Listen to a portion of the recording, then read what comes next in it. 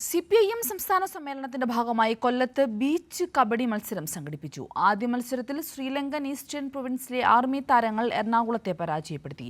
രണ്ടാം മത്സരത്തിൽ കൊല്ലം കോട്ടയത്തെ പരാജയപ്പെടുത്തി. കബഡി എന്ന കായിക മാമാങ്കം ഇടനെഞ്ചോട് ചേർത്ത കൊല്ലത്തിന്റെ മണ്ണിൽ നിറഞ്ഞാടുന്ന ശ്രീലങ്കയും മറുവശത്ത് അറബിക്കടലിന്റെ റാണിയുടെ മണ്ണിൽ നിന്നും കബഡിയുടെ അടവുമുനകൾ സായിക്കമാക്കിയ എറണാകുളം വീണ്ടും ഒരു പോയിന്റ് കൂടി നേടുന്നു.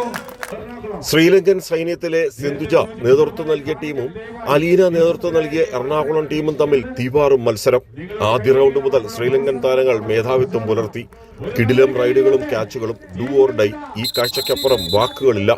തങ്ങളെ സ്വന്തം പൗരന്മാരെ പോലെ പരിഗണിച്ച CPIM-നും മറ്റ് കബഡി താരങ്ങൾക്കും ശ്രീലങ്കൻ താരങ്ങൾ നന്ദി പറഞ്ഞു. நல்லா இருந்தது சார். முதலாவது போட்டியில் நாங்கள் வெற்றி அடைஞ்சிட்டோம். இப்படி ஒரு ஏற்பாடு செஞ்சு எங்களை இந்த CPIM 24 சம்மேளனத்தில் நடத்துகிற பீச் கபடி போட்டிக்கு எங்களை அழைச்சதுக்கு ഉദയകുമാർ സാർക്ക് ഞങ്ങൾ നന്ദികളെ தெரிவித்துக் கொள்கின்றோம். ഇതാദ്യമായി മറ്റൊരു രാജ്യത്തെ കബഡി ടീമുമായി മത്സരിച്ചത് നവ്യാനുഭവമായെന്ന് എറണാകുളം ടീം അംഗങ്ങൾ പറഞ്ഞു.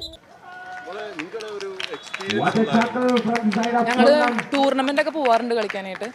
പക്ഷേ വേറൊരു രാജ്യമായിട്ട് നമ്മളിപ്പോൾ കളിക്കാൻ ആദ്യമായിട്ടാണ്. അത് നല്ലൊരു എക്സ്പീരിയൻസ് ആയിരുന്നു. നമുക്ക് നല്ല ആവേശമായിട്ടുള്ള കളിയായിരുന്നു.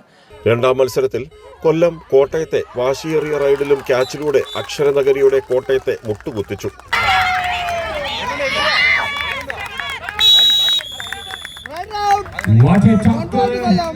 കോട്ടയം ശ്രീലങ്കയുടെ രണ്ടാമത്തെ ടീമുമായി മത്സരിച്ചു. രണ്ടാം ദിവസവും ബീച്ച് കബഡി തുടരും.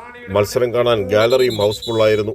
തീവാറുന്ന മത്സരമാണ് കൊല്ലം ബീച്ച് കബഡിയിൽ നമുക്ക് കാണാനായത്. ക്യാമറമാൻ അയ്യപ്പദേവനൊപ്പം രാജ്കുമാർ.